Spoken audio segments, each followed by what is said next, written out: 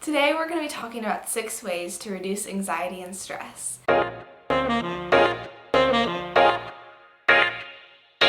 So the first way I like to reduce stress is with a cup of tea. Really, just brewing a cup of tea can calm the body naturally. You have to sit there and drink it slowly. You can't go too fast, and so it really helps just calm the mind. My favorite kind of tea is actually peppermint tea. Peppermint really calms down the digestive system, so that can be a very helpful way of reducing tension in the body. Another one of my favorites is a chamomile tea. It really helps calm the mind and make you a little bit more calm and sleepy. I like to take my tea to a very cozy place in the house. I normally like to go by the fire, sometimes in my cozy bedroom, but it's really wherever you find to be most comfortable and most enjoyable to you. The second thing I like to do to reduce anxiety and stress is reading a really good book. You can find a comfy spot, maybe open a window, let some fresh air in just to increase the oxygen flow. Now, I used to not be the biggest book reader, but I found that when you find the perfect book for you, you will really learn to enjoy it. Some of my favorites are Never Unfriended by Louisa Baker, 8 Great Smarts by Koch, Anne of Green Gables by Montgomery, and Little Women by Louisa Alcott. I find that reading books really helps me get out of my own situation and helps me get a new point of view and a new story from somebody else. And this is my dog joining me. He saw me reading my book and just couldn't resist. Now the third option is journaling. It really helps connect your mind and your body together. This is what I do all the time when I'm stressed.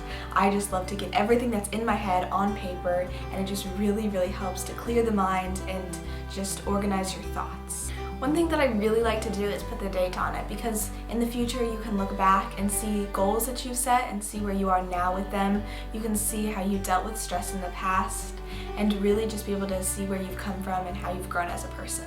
Another thing to remember is that you are the only one that's going to see this. That means that you can write everything down on paper, whatever you're feeling or thinking. It really helps just to not judge yourself and write everything down, and that really helps to tie back in that mind-body connection. The fourth way I like to de-stress is getting off of social media. Now, social media isn't bad. It's actually really good. In quarantine, it's the way we connect with each other, but you can start to spend all of your time on it when we're just at our houses doing nothing else. So taking some time off from social media and electronics and the news can be very beneficial. I talked about the book 8 Great Smarts by Koch, and Kathy actually has another awesome book on technology, and I'll actually have it linked down below in the description. The fifth way I like to reduce stress is through mindfulness. Now, a lot of people, when they think of mindfulness, is getting rid of the stressful thoughts, the anxieties.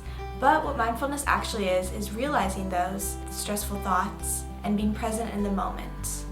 Now, one of the tools we use for mindfulness is meditation. Now, meditation really focuses on the breath and the present moment.